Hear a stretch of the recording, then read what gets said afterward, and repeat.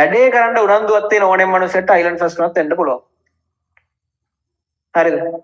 වැඩේ කරන්න උනන්දුවක් තියෙන ඕනෙම මනුස්සයෙක්. හැබැයි ඉතින් වැඩේ කරන්න උනන්දුවක් නැති ඕනෙම කෙනෙක් ෆේල් වෙනවා. මේ ඔයාලා හරි වැරදි සබ්ජෙක්ට් එකක් තෝරගත්තේ ඈ. තව ඕන තරම් සබ්ජෙක්ට් තියෙනවා ආර්ථික විද්‍යාව වගේ කරන්න තිබ්බේ. භෞතික විද්‍යාව කරන්න නැතුව. ඒව සාමාන්‍යයෙන් අර එහෙම ලොකුවට ෆේල් වෙන්නේ නැති සබ්ජෙක්ට්. මේකේ අර බැලුවොත් උන් ෆේල් නේ මේ සබ්ජෙක්ට් එකේ. ඇයි ඩිසිප්ලින් අංක 1. අමුදා ඩිසිප්ලින් එකක් තියාගන්න ඕනේ මේ සබ්ජෙක්ට් එකේ. හරිද? එහෙනම් ඔයාලට දැන් හිතෙනවා ඔයාලට විනයක් හදාගන්න බෑ කියලා ටක් ගාලා පයින් වෙන සබ්ජෙක්ට් එක ඇත්තට කියන්නේ නැහැ. එතන ඔයාලට විනයක් හදාගන්න බෑ කියලා. ඔයාලට එච්චර හිත හයිය නෑ. ඔයා මැද්දේදී සතිය මැද්දේදී ට්‍රැක් කෙලින එකේ. අද ගෙදර ගියා එනම මොටිවේෂන් එකකින් වැඩේ පටන් ගත්තා. අඟහරුවාද විතර වෙද්දි නිකන් ඕන්නේ නෑ ආයි. එක්ක මේ ෆිල්ම් දෙකකුත් බලලම ඉන්නවා.